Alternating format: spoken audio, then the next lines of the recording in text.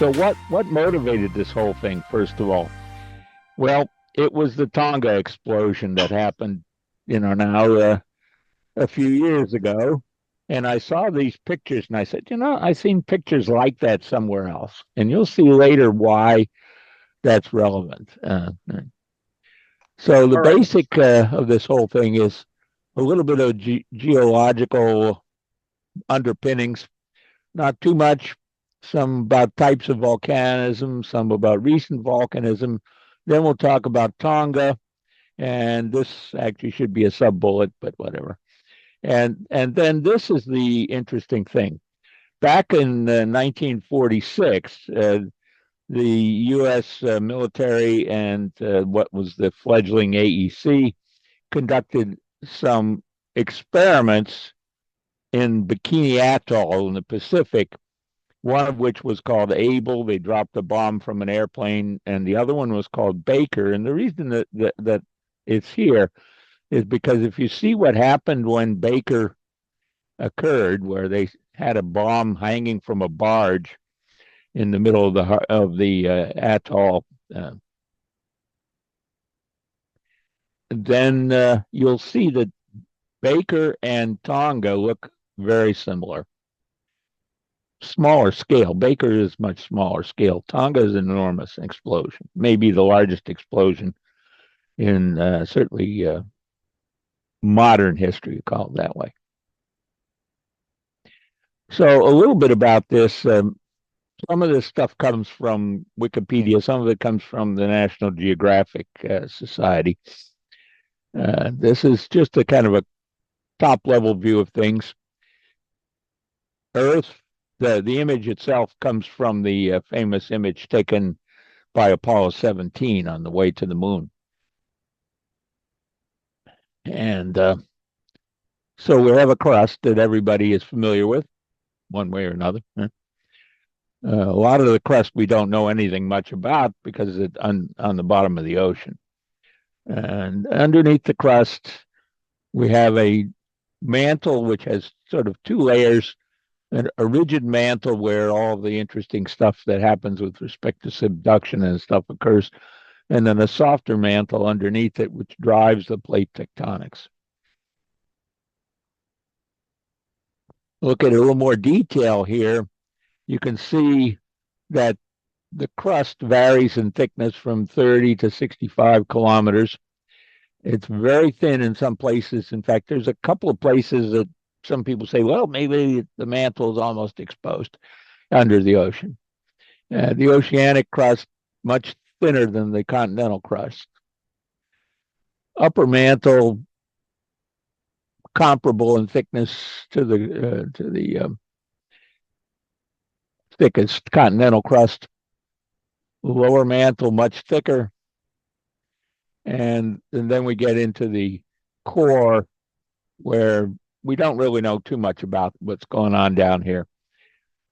There are a couple of boundaries that we have been able to name. One is called the Mohorovic discontinuity, shortened to MOHO, and that's the boundary between the crust and the mantle. It's almost accessible or may be accessible. The core mantle boundary far, far deeper, called the Gutenberg discontinuity, and then the outer core, inner core boundary, much less well understood, called the Lehman discontinuity.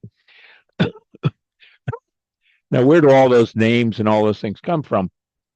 Well, the only part of the Earth that we actually can see with our own eyes and measure with our own tools directly is the crust, and mostly the crust above the ocean, because there's 90% of the ocean's crust that's not yet explored. Get into here, we can't reach these things except by seismic waves. And starting in the 19th century, people discovered that you could measure seismic waves. And when you measured seismic waves, you saw interesting things happening, but there were just a few measurements, so you couldn't figure out what it meant. And eventually people started making tomographic use of seismic waves. They're waves, right? So you can do the same thing you can do with other kinds of tomography. And when you did that, that's when these discontinuities showed up because of the fact there were breaks in the way the waves propagated. So you'll see this picture once again later on, but it's a similar view, except now we're showing there's some details that happen in addition to just the crusts and the boundary Mohorovic discontinuity. Some of these things are extending down some distance. We don't know how far down for sure, but into the deep mantle in any event. And in the center of the oceans, you have a spreading that everybody now understands, the mid-oceanic ridge. But you also have occasional places like Hawaii where just something pops up out of nowhere for no good reason, apparently, so far. This is a very nice artistic image. It's not really scientific, but it shows you some of the things you'll see. This volcanic arc. This is essentially Hawaii. The volcanism has occurred over enormous distance in terms of linear distance over a very long periods of time, millions of years.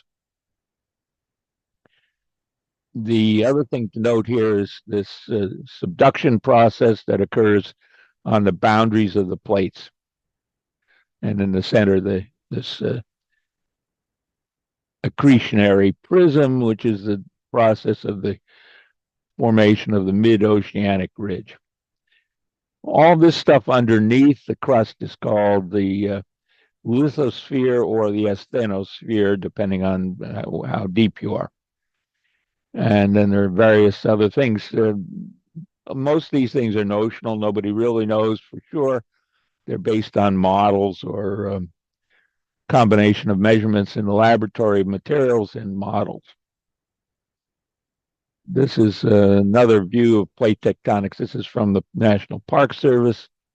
That's available actually from the National Park Service directly. It's also available through the National Geographic Society.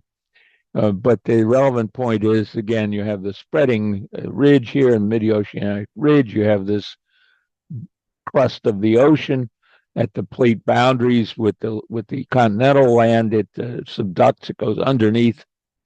And when that happens, you get a lot of activity. This is a so-called ring of fire along the boundaries here, volcanic mountain ranges and things. Anybody has any questions, you can pop off any time at this phase of things.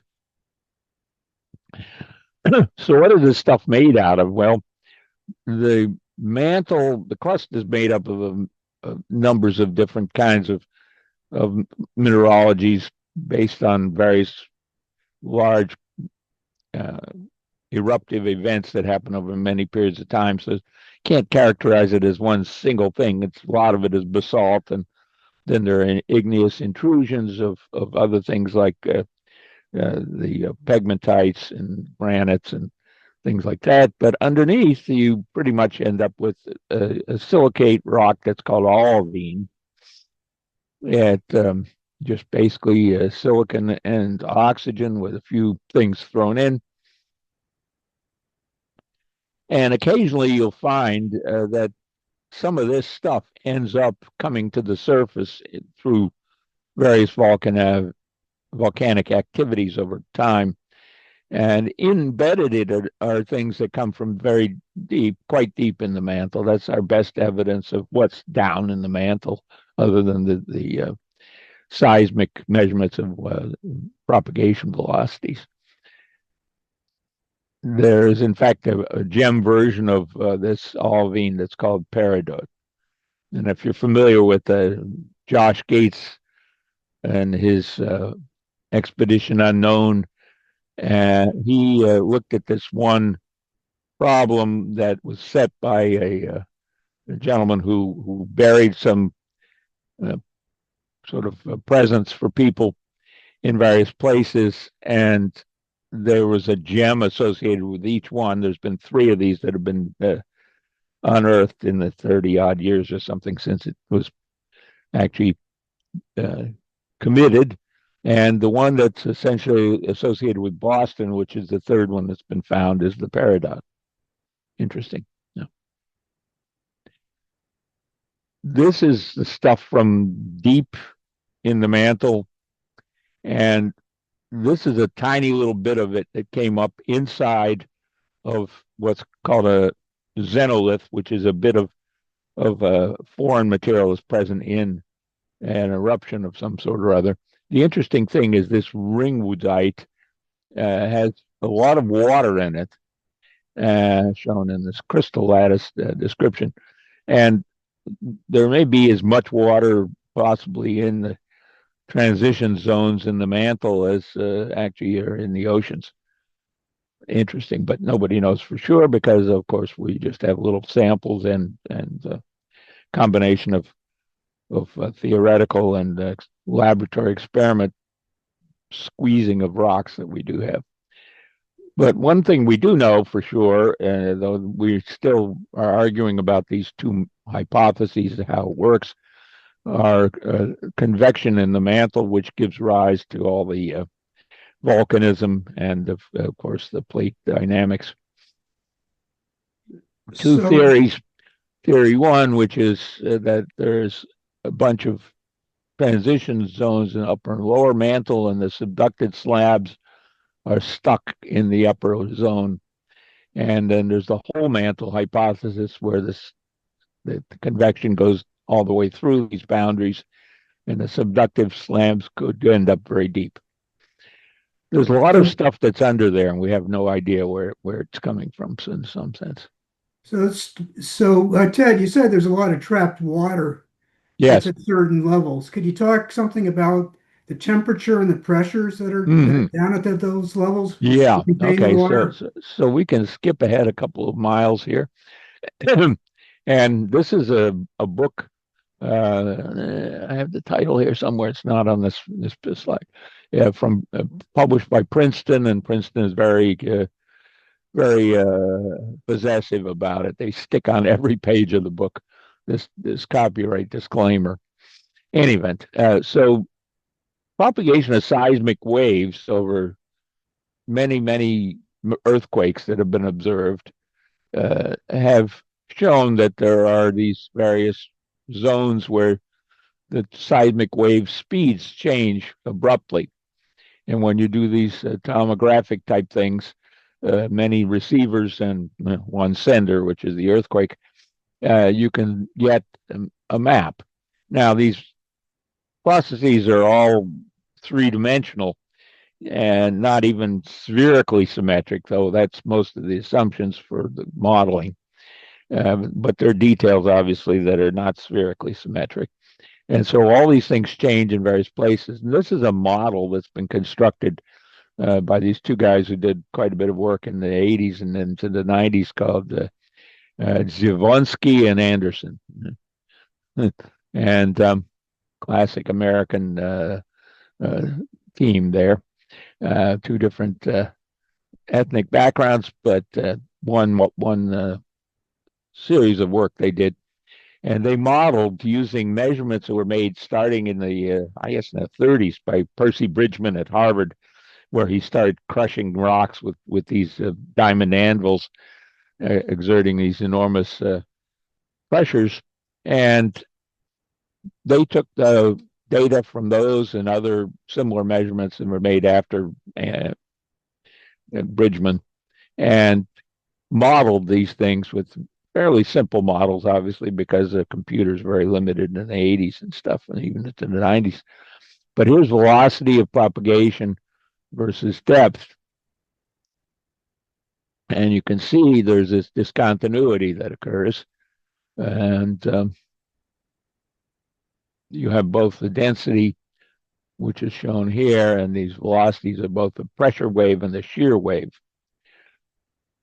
And further work, this shows pressure and temperature versus depth. And this is very notional because, of course, it's all based on measurements in the laboratory combined with the seismic observations.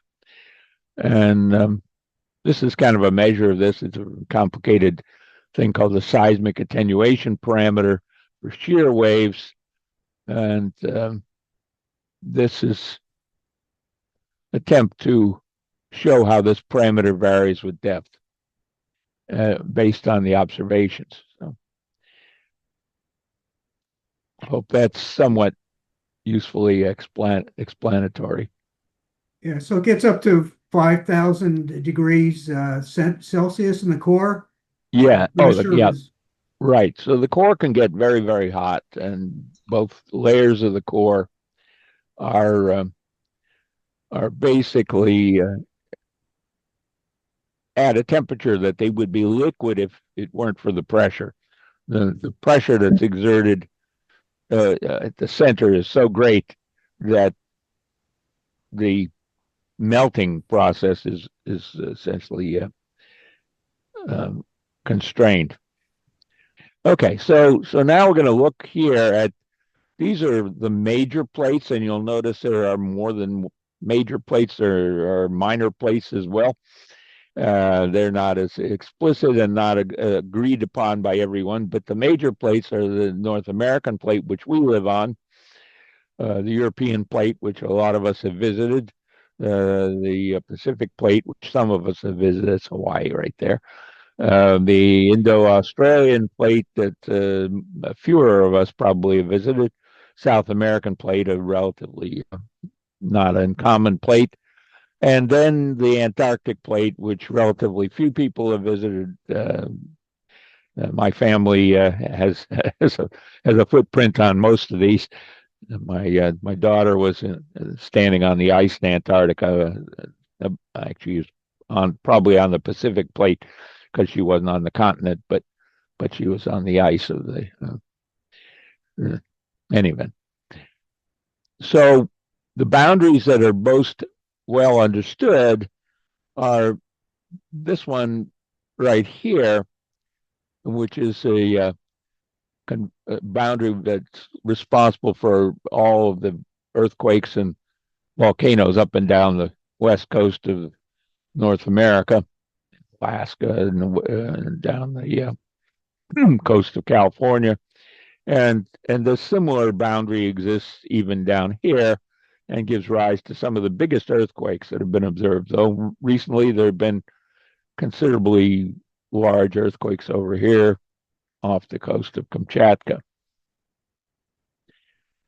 The most interesting volcano that we have to talk about is actually connected with this Indo-Australian plate, Pacific plate boundary.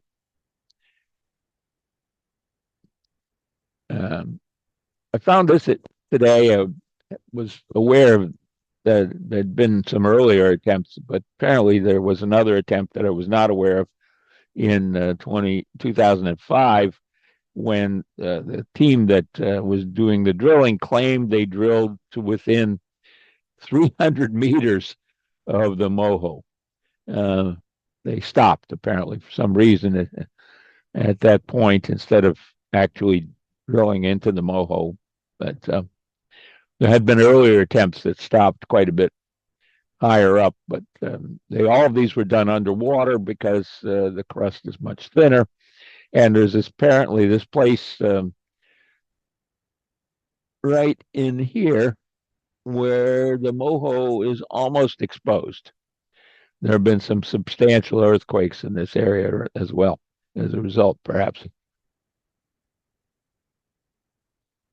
So this is what the system looks like. It's a deep sea drilling system similar to deep sea oil drilling rig, and you just get to the bottom of the ocean in that particular area off Costa Rica, and the then you drill relatively a shallow distance below. And I don't know, as I said, I don't know why they didn't go further, but they may have a good reason. The other way we find out what's going on, as I said, are these xenoliths, these bits of stuff that come up to the surface. And one of the best sources of these things is in basically diamonds, kimberlite, the ore that the diamonds are found in, and well, in Kimberley mine in South Africa to begin with, and then it's been found in other places as well. Interestingly, again, I don't claim any connection here other than my daughter's first name is Kimberly, so no, we have a connection there. No, but anyway, so this is a cross section that was diamond that was sawed apart, and inside it were uh, zeolites um, that called xenocysts. In this particular case, there were olivine, and inside there were even other things. So once you start sawing these things apart, you can find bits and pieces that putting them back together where they came from, that's not so obvious. Back here, we looked at this already. So this is a model that is relatively recent, uh, and it makes assumptions about constant viscosity of the material. Um, as can be seen in some of this, that's probably not the case because obviously this seismic attenuation parameter is going to be affected by viscosity. There are a number more of these kind of plots in the Princeton book, but I thought that was enough as a sample. We'll put it in when we submit this thing for the general references. You can find all of them if you want. So the problem with these kind of models, of course, is that again they're very minimal dimensionality, uh, very common to the same problems that people have with very complex hydrodynamics and plasma physics, for instance. It's very hard to do a full model, so you do one dimensional kind of a model or 1.5 dimensions or something like that. Obviously, we know the Earth is much more complicated than that, but it's a start. So this is what drives the plate dynamics, and these kind of things that happen away from the plate dynamics might be in fact the origin of things like the Hawaiian Islands. Interestingly enough, Iceland is kind of a special case. I don't have an Iceland picture with me, unfortunately. I was trying to get a very recent one, but I didn't succeed. But I'll get it for the when we put it on the website. Iceland is actually both on the mid-oceanic ridge, and it is also over a hotspot. Again, this is some xenoliths in the peridotite. This case. This is black volcanic lava. This is not kimberlite, and I don't remember where this came from. Arizona. It's a eruption that occurred a few million years ago. No, less than that, 500,000 years ago. Okay. This is another way to interpret the same material in terms of artist conception more than anything else. So now we can look at some real eruptions. There are eruptions like the eruptions that built the Hawaiian Islands, and this is generally considered an effusive eruption. The lava, which is starts out as the magma, outgasses slowly, and the material just kind of comes up to the surface. Sometimes there will fountains and things like that. And if you go on a tour of the big island in a helicopter, you get more often than not a chance to see one of these things because they're erupting very commonly over there. Iceland, a lot of these same kind of eruptions occur. Sometimes they're occurring underneath the ice, and so you don't actually see the eruption until sometime after it's burrowed its way through. This is a mud volcano in Azerbaijan. There are also mud volcanoes in Iceland and mud volcanoes in Yellowstone. And they're very similar to this, except that the material involved is mud, and it's not molten in terms of the constituent crystalline materials molten. No, in this case, it's suspension or emulsion, and the moltenness that comes from just the fact there's water in it. But it's the same process, basically. Gases are driving these things. And this is example in Indonesia, North Sumatra, and this is the high temperature version essentially of this. This is relatively low temperature stuff. Very similar again, but not eruptive in a dramatic sense. So if you look at this USGS map of ancient features, you can see ancient features, for instance, on the islands of Hawaii. If you go to Kauai, all the eruptions are over, but these other remnants are still there. And these are all found on the surface, and then below the surface, you can find some of these features. People have done some drilling and things like that. Nobody's gone down this far. But on a place like in Iceland, some of this is right on the surface, and you can actually descend as a tourist into the former magnet chamber. It's basically empty now. And here is Tonga. Hunga Tonga, Hunga Hapai, I guess, something like that. I won't guarantee I can pronounce it. But this is what happened early in 2022. This thing injected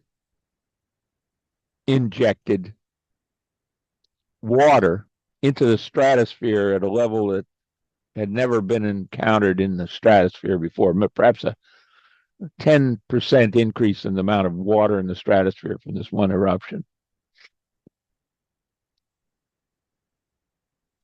So when I saw these pictures, and I have lots of them, but later on, I said, I've seen that somewhere before, and I had been looking at for something I did a number of years ago when I was at Lincoln. I looked at a bunch of imagery from the nuclear test program, and one of the things that was most intriguing to me was the Crossroads Baker. This is actually this is supposed to be later on what happened. But there are 3 pages of these things. This is the most recent large eruptions in the 21st century era. Some are still going on. There's some here that are not here yet because when this was created, they hadn't gotten the most recent eruptions. There's one that just happened associated with that very large earthquake in Kamchatka area in Russia. And of course, there's now another ongoing eruption in Iceland. But this goes on. The scale is essentially similar to the Richter scale. It's a little more speculative in some ways. It's harder to assess this VEI, this is a volcanic eruption index. And the biggest ones are potentially 5 at the way this is set up. So maybe it's closer to the tornado scale or the hurricane scale than it is the Richter scale, but they are logarithmic. And only plume heights of 15 kilometers and higher are included in this list here. I just shrunk these last ones because there's less information about them. All right.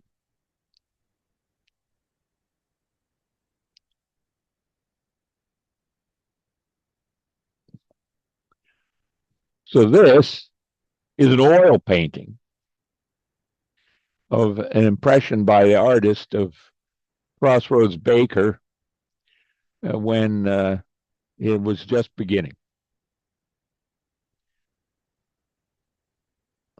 It's called the Baker Puffball.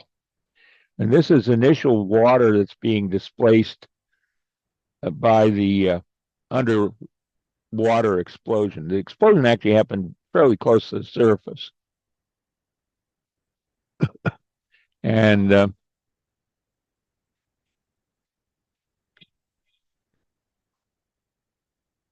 so the Navy collected all these things, and it can be found under the Navy History and Heritage Command. Uh, as the symbol there, which is the USS Constitution. This is a little bit later. You're going to see some photographs that very similar to the artist's views, but obviously the artist didn't have the sub-second framing capability that the film cameras had. So this one, the artist was mentioning that the color seems to have been due to the coral that was hauled up from the bottom, because this thing scoured a big hole in the bottom as well as throwing stuff up in the air. And this is just before the thing starts to come back down. Crossroads Baker, as I said, was about 1,000 times smaller than the Tonga eruption. Tonga eruption is now considered to be in the vicinity of about 10 to 25 megatons. Crossroads Baker was about 15 to 20 kilotons.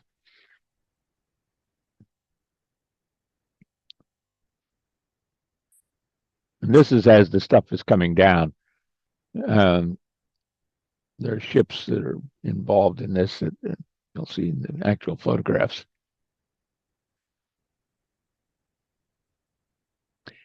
This artist, Charles Bittinger, painted a number of these.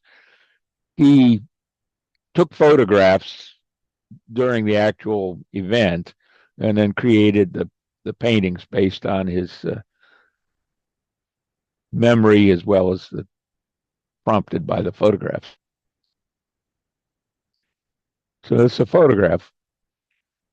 Details of this photograph are not real well known. It's a popularized photograph.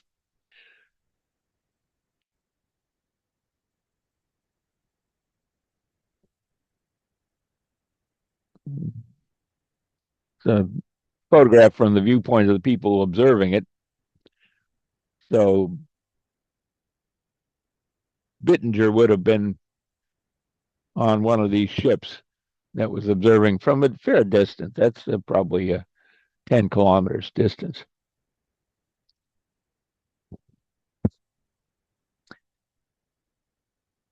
Now, these series here are frames taken from film movie cameras, whole bunches of cameras. This thing was cameraed all over the place. And so we have a bunch of them from the ground, from different viewpoints. There were towers on some of the islands that were manually operated. There were towers on islands that were closer that were automated. And then there was airborne photographs.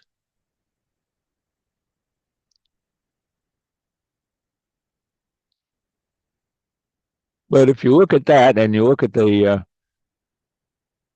imagery from the Japanese satellite, meteorological satellite, you see the same basic structure is occurring.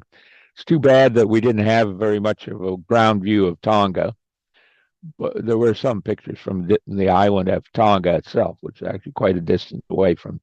So you couldn't see this part because it's invisible, but you could see the higher parts of it.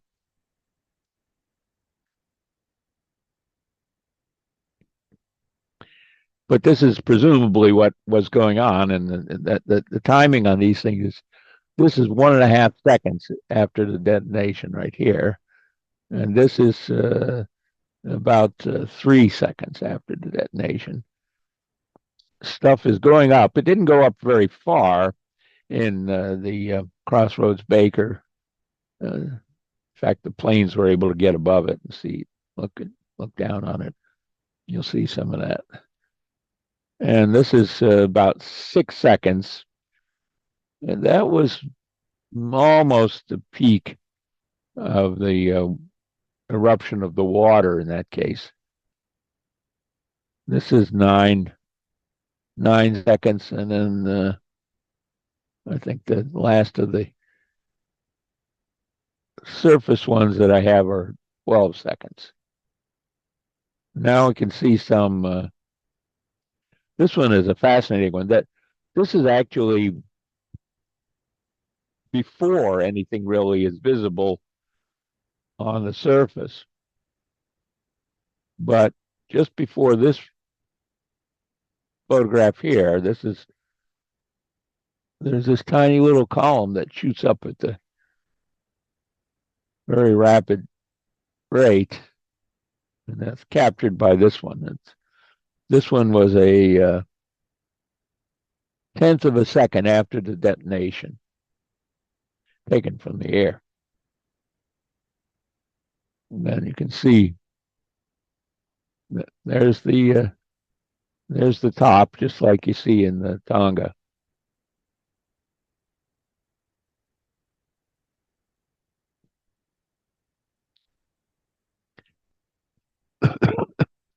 So this was the official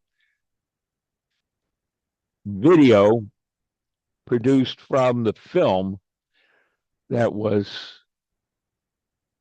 unclassified for public distribution of Crossroads Baker.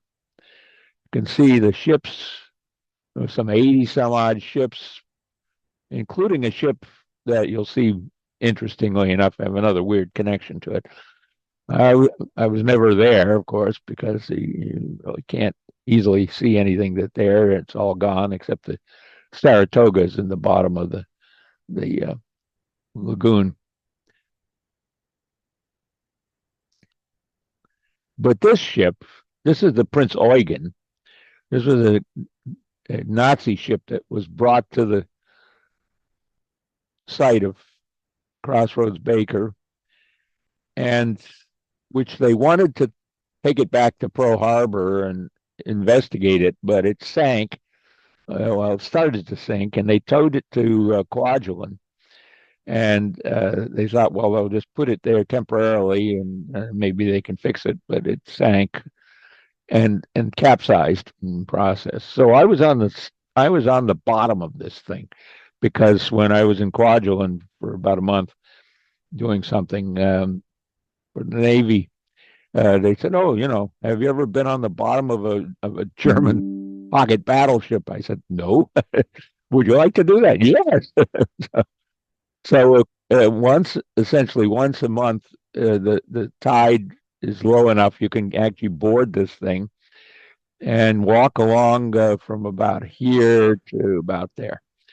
Um, the bottom is completely eaten away, essentially, except for where the frames are. So you have to be really careful how you do your walking. But the marine alloys for the props and the rudders look like they came out of the shop yesterday. That's of course spec now in the 80s. So I don't know if they still look like that, but it had been quite a while since the thing had been exposed. And every day, a little bit of it is exposed. And then, as I said, enough is exposed, you can board it in once a month. Water traveling a mile per second. The evacuated ruler of Bikini, King Judah, gets a front row seat at the bomb blast as he arrives aboard the Mount McKinley and is greeted by Admiral Blandy, Joint Task Force 1 commander.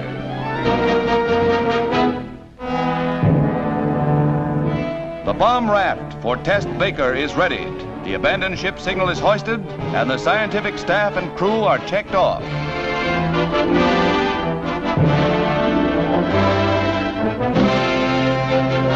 Last man off the deadly weapon carrier is Admiral Parsons, who set the switch for the blow-off.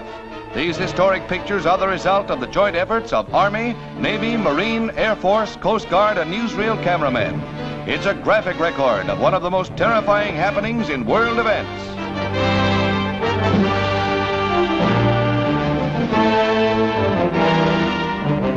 Admiral Parsons, Navy's #1 atomic bomb expert, reports to Admiral Blandy aboard the flagship that all is in readiness for the test. Just as an aside, Parsons was, I think at that time, a lieutenant commander or something like that. He was on board the Enola Gay and armed the bomb that was dropped on Hiroshima. By the Los Alamos firing ship receives the staff of scientific personnel, which will time the experiment and set off the blast by radio beam.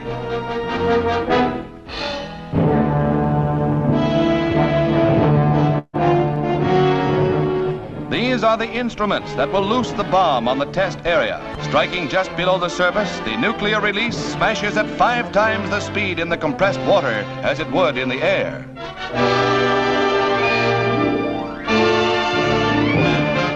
The signal, 2 minutes to go, and everyone in the fleet stands by to picture history in the making, a scene that excites even the most experienced newsmen.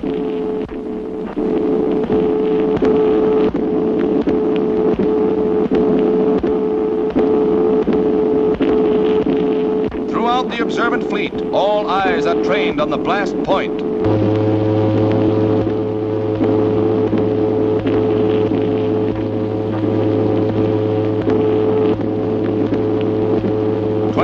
Seconds, 20 seconds, 15 seconds. Dr. Holloway, leader of the Los Alamos group, and the entire fleet waits in almost agonized tenseness. Now but 5 seconds to go, and...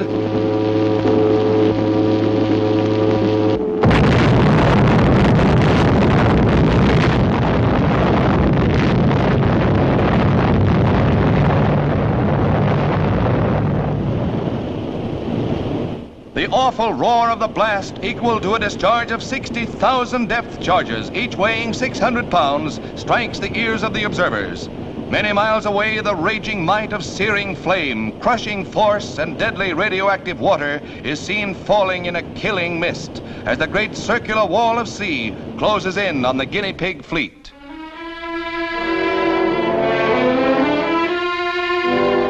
The combined forces let loose, swamp the nearby ships, and crush their thickly armored hulls like cardboard.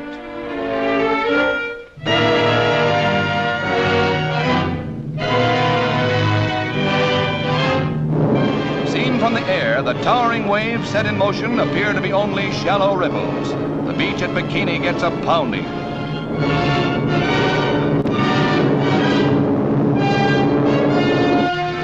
A television screen records an on-the-spot picture story.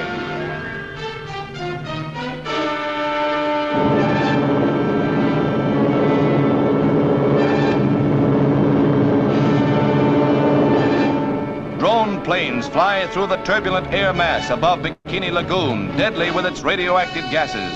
And for days it was not safe for salvage crews to board the damaged ships. Geiger counters recorded the intense rays, which would have proved fatal if the ships had been manned. When task force observers under Admiral Blandy made the final tally of ships sunk or damaged, they found the Jap battleship Nagato badly damaged. She later sank. The destroyer Hughes was beached to prevent its sinking. 5 submarines were listed as sunk or damaged. And the historic old battleship New York was a battered hulk, its superstructure twisted and torn. The proud Saratoga, veteran of many naval campaigns, goes down many hours after the blast. Efforts were made to salvage the historic carrier the Japs could never sink, but old Sarah finally goes down in the cause of science.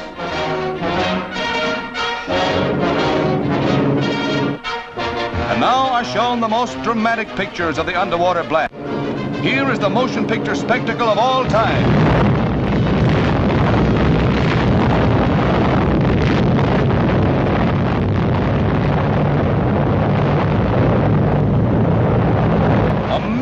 Tons of water alive with deadly rays, awe-inspiring in its significance for man who learned how to control the atom but must now learn to control himself.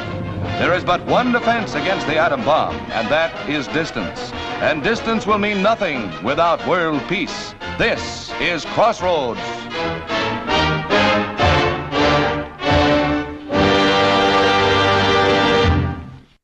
With the ships that sank, they were intended to be sunk? They were there to test damage and whatever you Yes, call them. yeah. So there were ships that they wanted to sink to see that you really could sink a ship with one of these things, and then there were ships that were kind of unexpected to sink, like the Prince Eugen. They thought would be far enough away. If you saw the picture of the map, Prince Eugen was far enough away. They thought that it wouldn't sink, and the Saratoga they thought was far enough away it wouldn't sink. They put certain target ships into place because they expected them to sink. They had submarines. They were very interested in what happened to submarines at different depths. So there were about 6 submarines or something like that were suspended underneath the water at different depths with anchors to the bottom, and they pretty much all sank. There was one submarine on the surface that had been some of these ships had been damaged in the Able shot, which was the airburst, and Right, so instead of getting into the details, that was enough. Thanks. yeah. Why don't you get back to your presentation? Since late December, the Hunga Tonga Hunga Haipei volcano has seen a lot of activity in a series of pretty big eruptions. On the 14th of January, it was spotted erupting again by local scientists. This seemingly huge eruption shot ash 20 kilometers into the atmosphere, creating a pillar which stretched high above their view. But this is all about perspective. The impressive sight from a ground view only appeared like a tiny little pillar from space. The next day, this happened.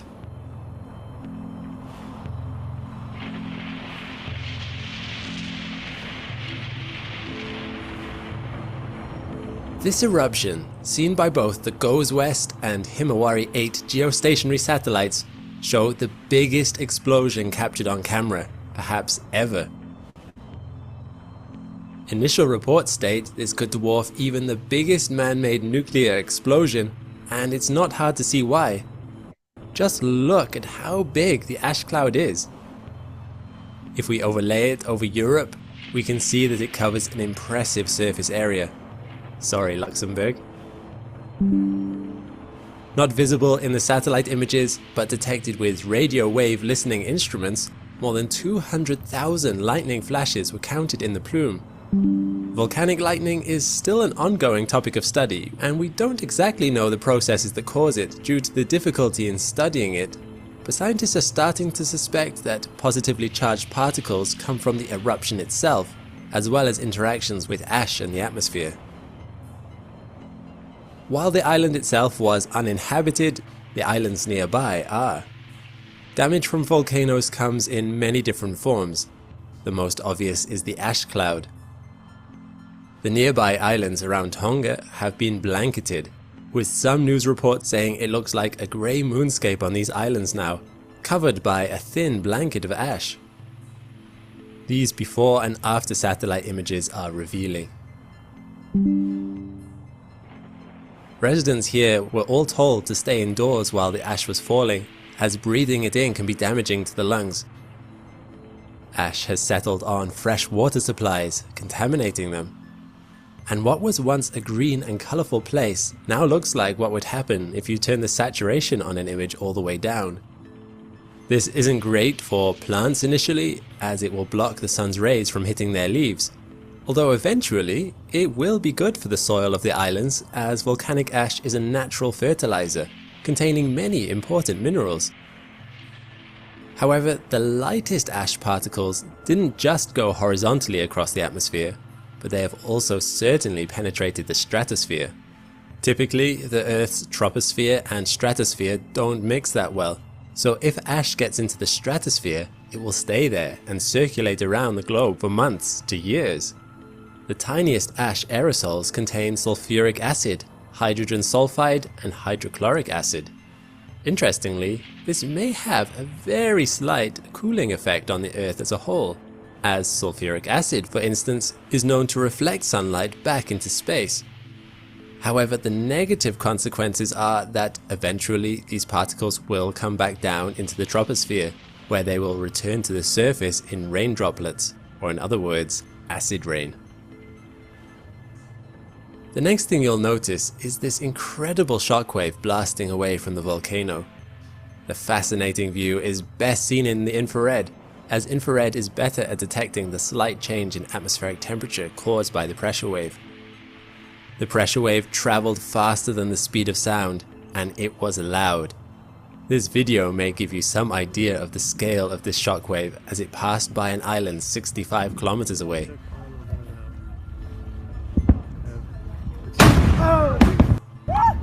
Holy sh! To be honest, we can be grateful that everyone's eardrums didn't rupture. However, there have been reports that windows from residences were blasted out by the shockwave. This pressure wave is believed to have traveled around the world at least 4 times, as detected by weather stations in various countries. Across the US, the shockwave wasn't audible, but the effects could be seen in the slight fluctuations in air pressure as it passed over the country. However, the shockwave was heard in places as far away as New Zealand and Australia, even in Alaska. Generally speaking, underwater volcanic eruptions don't cause tsunamis, but simply due to the scale and sudden nature of this one explosion, it did in fact cause a tsunami, although not a very big one in the end. It was still enough to do some damage across the Pacific, however, to coastal regions facing the eruption. When news that a tsunami was possible, boats and ships were put out to sea to face the wave head-on. As tsunamis reach shore, the amplitude of the wave increases, causing it to look much more visible compared to a tsunami far out at sea, which is why the wave looks so big here. These boats are not too far from shore. The last damage I want to examine is to the volcanic island itself. This island is very new. It's only been in existence since 2014.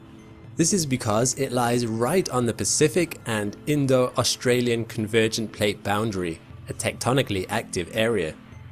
Before 2014, it consisted of 2 mostly submerged islands, with the caldera around 150 meters below sea level in between them.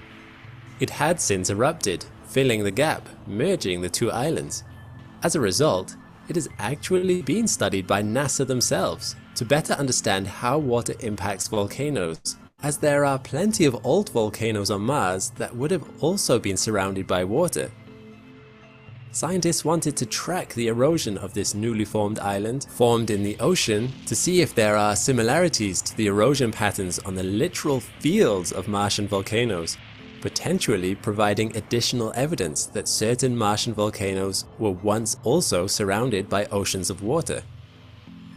It's also interesting for scientists to be able to tell exactly how analogous planets like Earth and Mars really are, despite their differences.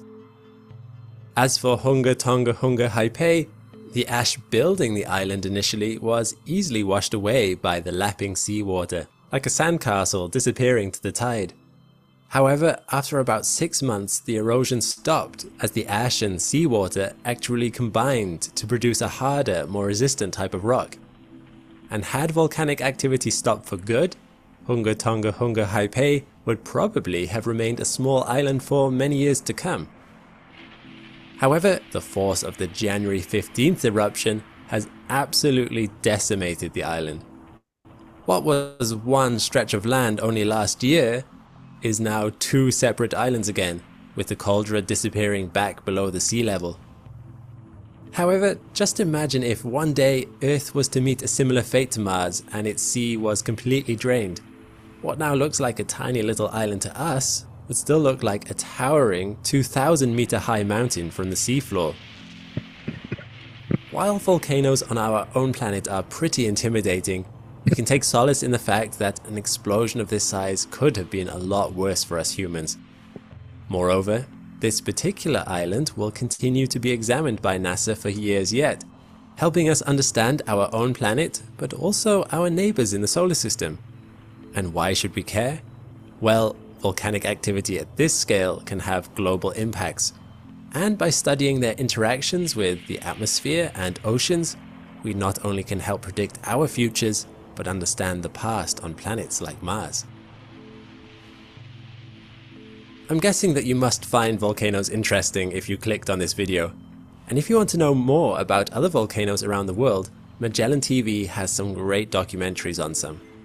One that I enjoyed is called Guatemala Volcanoes on Mayan Territory, where they talk about the Santiaguito volcano, which despite its size has only existed for the last 100 years due to its constant eruptions. What impresses me so much about volcanoes, and this one in particular, is how they can rise up for thousands of meters above the surrounding landscape. Just look at this view from the top. Breathtaking. So that's the basic material. I had a couple more things from some of the scientific studies that were done, but in the interest of time, I guess we'll just take questions now if there are any, and then we can wrap up. Okay. Ted, can I ask you a couple of questions? Sure, absolutely. First, you said about the pressure as you go, as you get deeper, the increasing pressure. If you get to the gravitational center of the Earth, wouldn't the pressure be very low? Yeah, when you get to the very center of the Earth, the pressure, of course, when you're in the fluid zones, the core at the center of the core is very dense material, like uranium, like iron, cobalt, nickel, gold, whatever, that were present in the original solar nebula. And that material is solid. It's under such extreme conditions that it can't liquefy. There's a zone where it is liquid, and that's responsible for the spinning of the core, essentially independently of the outer crust that gives rise to the magnetic field of the Earth. And as far as the mechanical pressure, you have that boundary where you go between a liquid and a solid, and the pressure in the solid and the liquid, of course, are sort of independent of each other because of you can't compress the liquid very much, and you can obviously compress the solid. So it's a complicated story. It's not it's not a simple model. The pressure would go down. The pressure would go down as you reach the pressure increases gravitational as you go. center. If you go through a liquid, the pressure increases. The gravitational center, all the gravities the gravity goes to zero, but the pressure still increase. Yeah, gravity goes to zero, but it's one of these zero divided by zero type of things. So it's sort of ill-defined. Yes, he's right. All right. So my other question was the diamonds. The xenoliths, do they represent what we see as flaws? I'm sorry, what did they represent? Xenoliths in a diamond, is that what we see as the flaws in the diamond? That's one of the causes of flaws? Yeah, so a diamond with a xenolith in it is not too valuable from a gem standpoint, but it's very valuable from a geology standpoint. But that's flaws, yeah. Yeah. So therefore, if you have a crap diamond, it's worth a lot to somebody. Not to your wife, and that's all that counts. Right. Question that's similar to this: what's the chemical composition of magma? Well, most of it is silicates, like I said, the olivine type of material. So silicon dioxide. So yeah, silicon dioxide or silicon dioxide with something else. Iron silicate, aluminum silicate, and there's a whole host of these things. They're basically lighter than the fundamental materials by themselves. So the iron core, the nickel iron core, is iron and nickel. There's no silicates down there. The silicates are really in the mantle zone, basically, and they float on top of the heavier stuff. Interesting. And the crust is even lighter than the mantle, so it floats on top of the mantle. There's, materials. There's a question in the chat. Tim, do you want to just vocalize your question?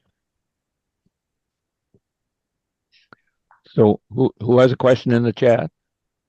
I don't see it. I'll read it here. It Okay, says, what generates the heat in the core of the Earth? Is it atomic fission reactor, or is it left over from the formation of the Earth? I suspect it's from the formation of the Earth. It's a mixture of that and radioactive decay. It's not fission, but it's the spontaneous decay of uranium.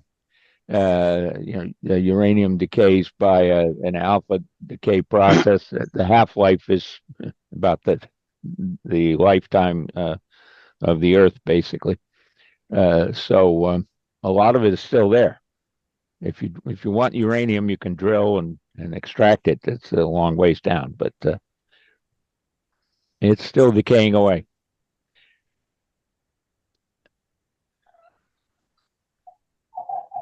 Any other questions? Anything else? I have one. Ted, you did an interesting thing by comparing the Baker shot and the Tonga eruption. We know what's happening at the Baker shot in terms of the physics. There's basically a point release of a huge amount of energy in the form of fast neutrons and things, and a lot of thermal energy introduced essentially at a point. And then everything is sort of blowing up and exploding from there. What's basically the understanding of what's happening at the Tonga explosion? Is it water suddenly vaporizing, or yeah, it's a steam explosion. It happens. The reason that it and Baker are so interesting to compare is because Baker happens 35 meters or something under the pressure, under seawater surface. So it's a few atmospheres pressure. The Tonga caldera is a little deeper, but not dramatically deeper. And so when the magma comes out of the fissure in the caldera, it flashes that water that's under that enormous pressure to steam instantly. And when you have a steam explosion, so could you say a little bit more about what's causing it to be a kind of an instantaneous explosion, as opposed to most volcanic processes are happening over hundreds, thousands, millions of years? Lavas or this hot molten material is coming up presumably slowly from the core. Like, what causes that sudden bang at Tonga, like where literally seconds? The Tonga bang is similar to the Mount St. Helens bang. I'm should have had some pictures of that. Except that the Tonga bang happens underwater. When Mount St. Helens was inflating itself, essentially, eventually there was a point at which the pressures inside exceeded the tensile strength of the solid rock on the outside, and it just blew apart like you could take a bottle of your favorite non alcoholic beverage and freeze it in your freezer, and you'll have it pop the cap off. If you were to seal it up tighter, you could have it burst the bottle. And essentially the same kind of process is occurring. So you're exceeding that external hard shell, and things then have to go somewhere when the pressure is released. And in the case of the Tonga thing, as the material came out of the crater, the fissure in the crater at the center of the caldera, it immediately hit the water, and it was water under enormous pressure. So it got heated to the temperature would be in essentially a industrial steam boiler, and you got this many thousands to one change in the volume very quickly, and had to go somewhere. So it's a bursting event, a balloon popping combined with a sudden hot material hitting water. Yes. Yeah. Okay. Because if you look at the slow process off Hawaii, for instance, or Iceland, where the lava just kind of trickles into the water, produces these sort of local steam explosion phenomena, but it's all happening at atmospheric pressure. And this other one is happening, I think the depth of the caldera was several hundred meters, maybe 300 meters or something like that. And, every 10 meters, you're doubling the pressure. Bob, you have a question? Yeah. Ted, are there any chemical changes that take place in the magma as it hits the seawater? Yeah, there are, of course. And rapid oxidation occurs. And so you'll find that, when you see, again, not so much in the Tonga thing, but if you go to one of these places where lava has flowed out and erupted, the lava has hit the seawater on the edge of the Big Island of Hawaii, for instance. Yeah, there is definite change in the chemistry there that occurs because of the exposure to the large amount of oxygen and the heat.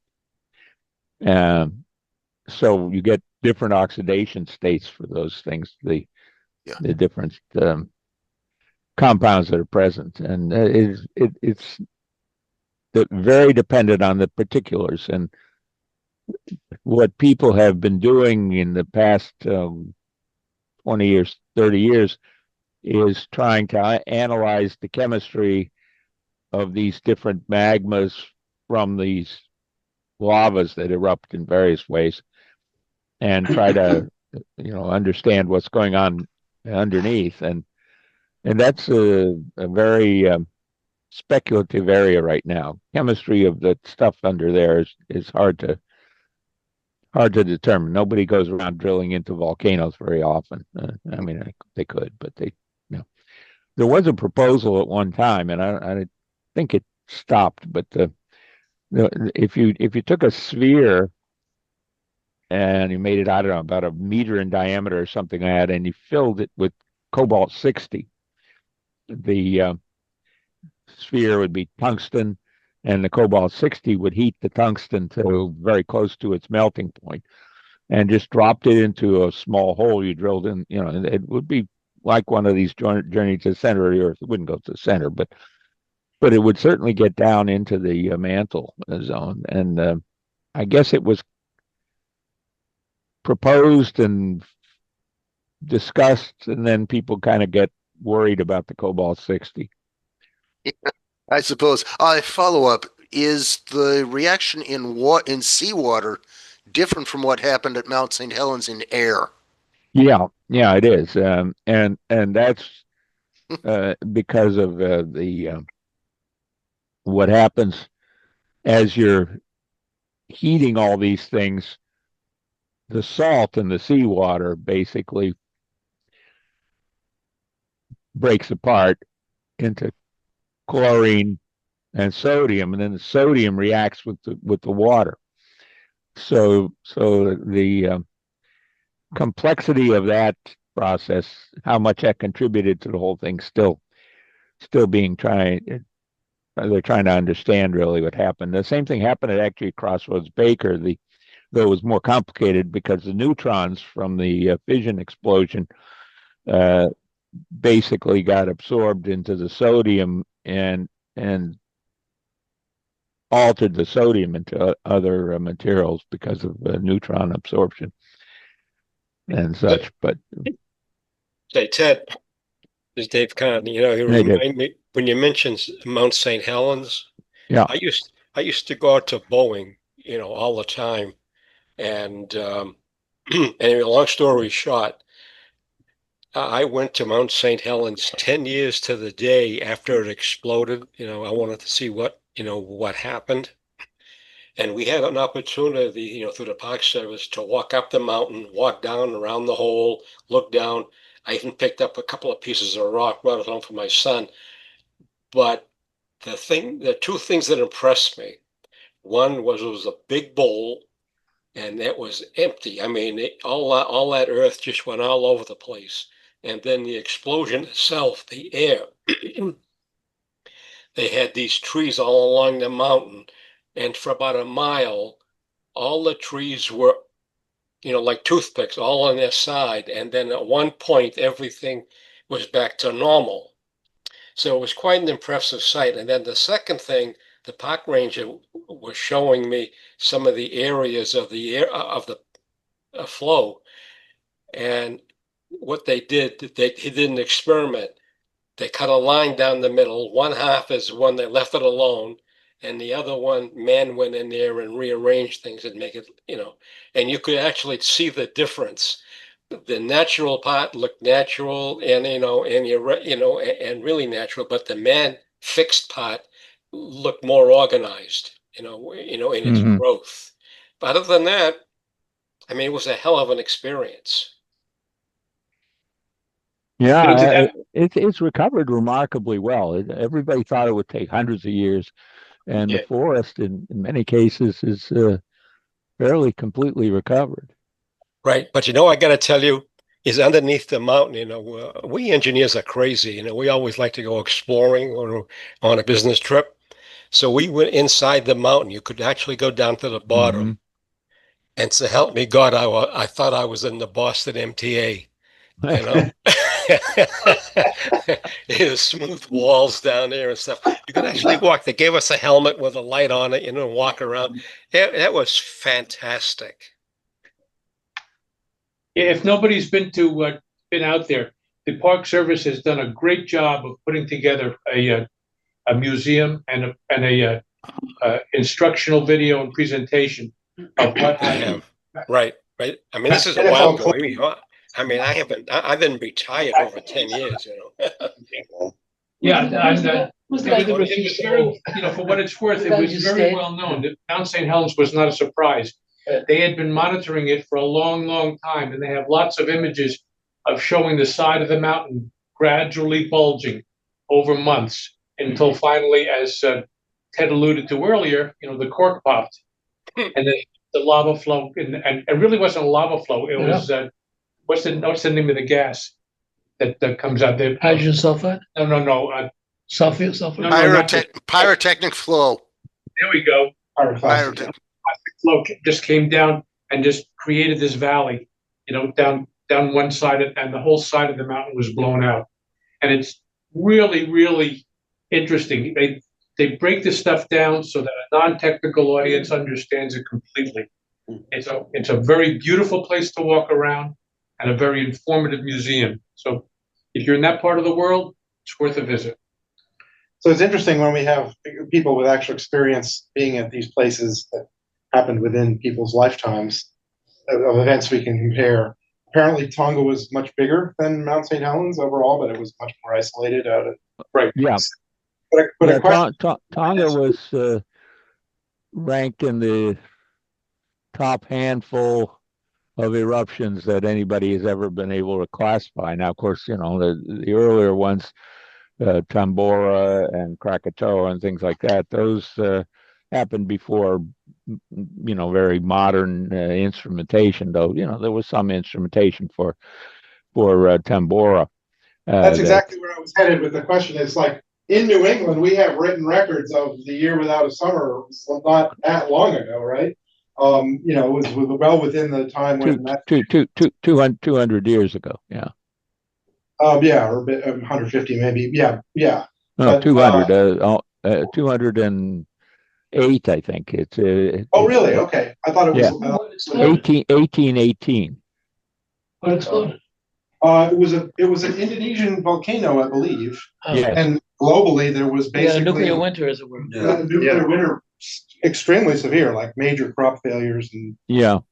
It was not subtle. Let's put it that way. You had ash clouds over everything, so it didn't. Sun didn't get those kind of volcanoes that happen near the equator pump the stuff up into the high troposphere or lower stratosphere, and it then reflects sunlight, and you get global cooling. The events that happen far north, like Iceland, the effects are more localized.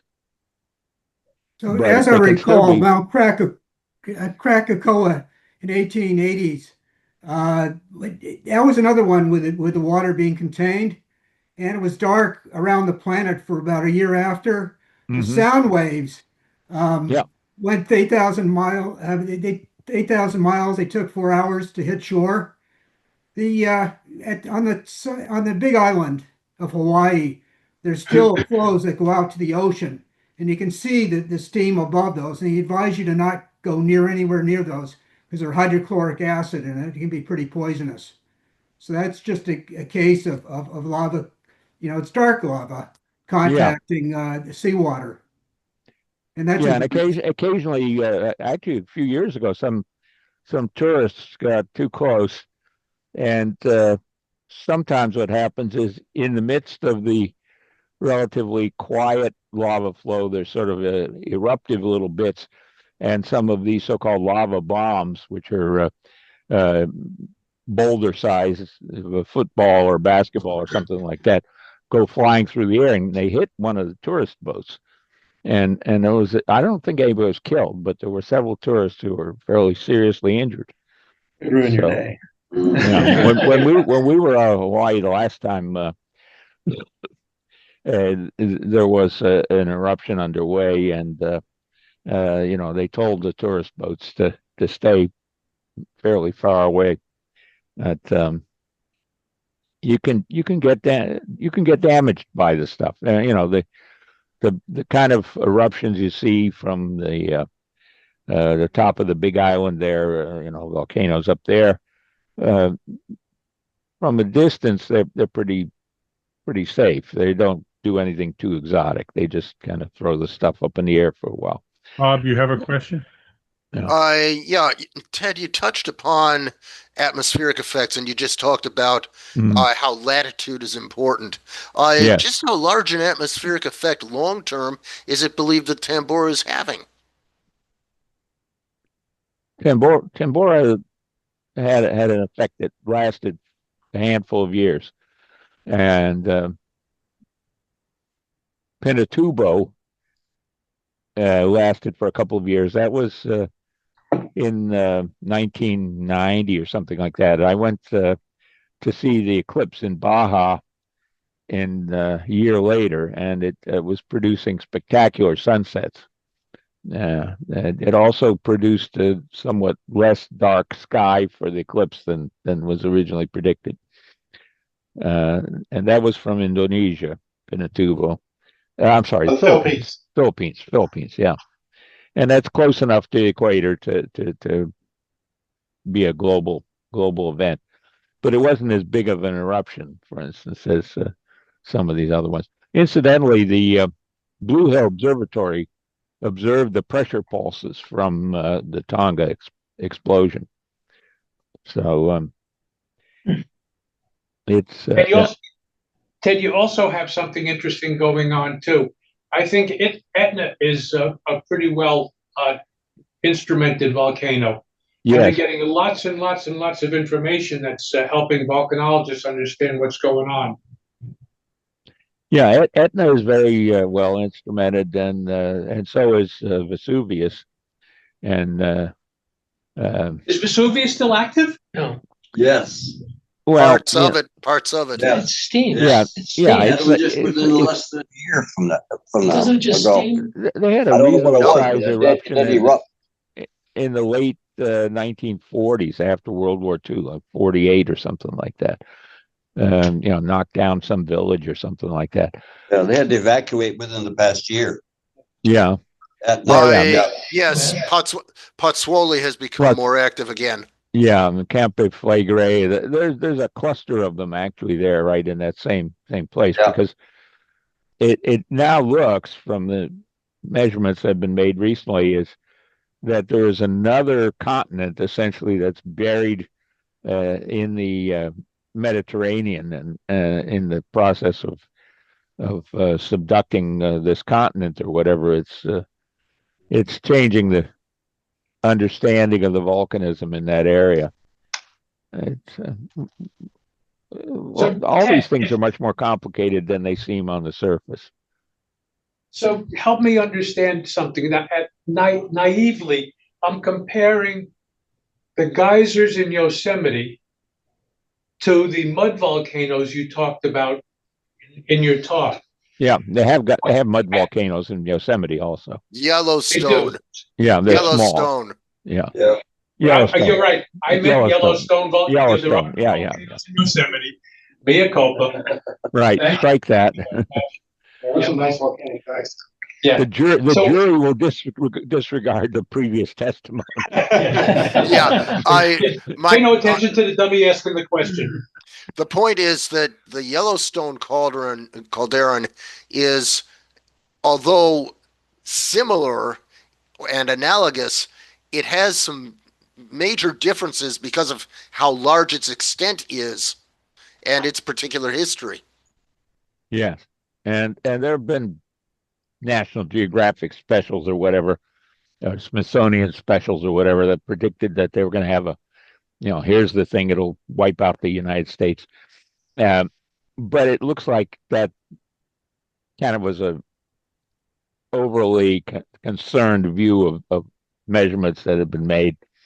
I mean, there's lots of instrumentation, but we don't understand well enough the details of what happens when a volcano is getting ready to explode, and if there are triggers. This recent thing, for instance, I don't know how much instrumentation there was over there in Kamchatka area, where they had both an earthquake, an extraordinarily strong earthquake, and now a volcano. Are they connected? Probably. Are they triggered? One triggered the other?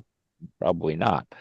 Maybe there's a common trigger for both of them, but the Russians at one time were trying to drill a deep hole there, but they abandoned it. It's in one of those programs where, I don't know, so Shatner's program or whatever, but why is this thing capped? Because they were drilling so deep, they got some, demons out of the hole or something like this or whatever. Something. But you can make the logical link that an earthquake, by definition, weakens the crust in that area, and therefore the forces of pressure beneath the crust that cause the volcano have a greater chance of breaking through, and so therefore, one can cause the other. I'm not saying that with any scientific evidence. I'm just saying it logically, makes some sense. Yeah, there's when we instrumented Hawaii Volcanic Observatory is one of the most instrumented places on the planet, and they observe clusters of earthquakes whenever Kilauea, for instance, is going to erupt. But the clustering of the earthquakes doesn't necessarily correspond all that closely to which of the fissures ends up erupting. Right. So because you don't have any idea of isolating where the weakness in the crust is going to occur. Right, because all these things are, in 3 dimensions, very variable, and even variable with time. And there's some theory that cosmic rays influence volcanism. That's nice. Put aluminum foil over it, no problem. Yeah. Bob, last question. It's more of a comment, and that is with regard to the year without summer. It has been found, or at least they think they've found, that there was actually a Russian island that had an explosion near that time that was actually bigger than Tambora. And that may have affected the northern hemisphere. That would have been a northern hemisphere place. Yeah. Yep. And this some of the event hit North America and Western Europe and probably Canada much harder than it hit other parts of the world. Yeah, it could have. Yeah.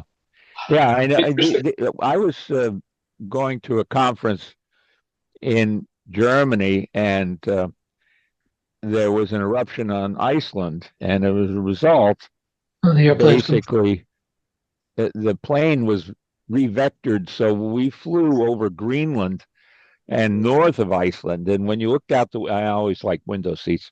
When you look out the window, you could see this horizontal gray line all the way, very long distance, tens of kilometers, 100 kilometers, I don't know, very long distance.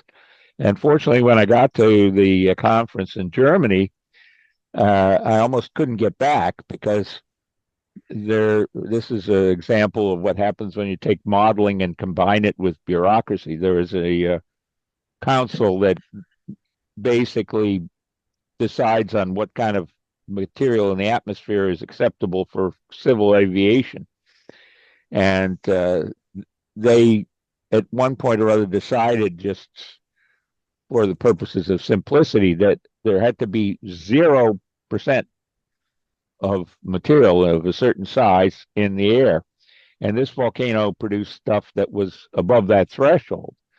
So all the civil aviation from Europe was cut off for almost a week, until finally somebody from I think it was the Norwegian Air Force, flew a F-16 through the cloud. They took the engines apart, and they found out that the erosion of the turbine blades was less than that was expected, and they then put an exception in, and they allowed the air travel to resume, though you had to kind of avoid a certain region. So I came back very far south. Before that happened, I was thinking I might end up having to travel to Africa, and then fly from Africa to South America before I could come back.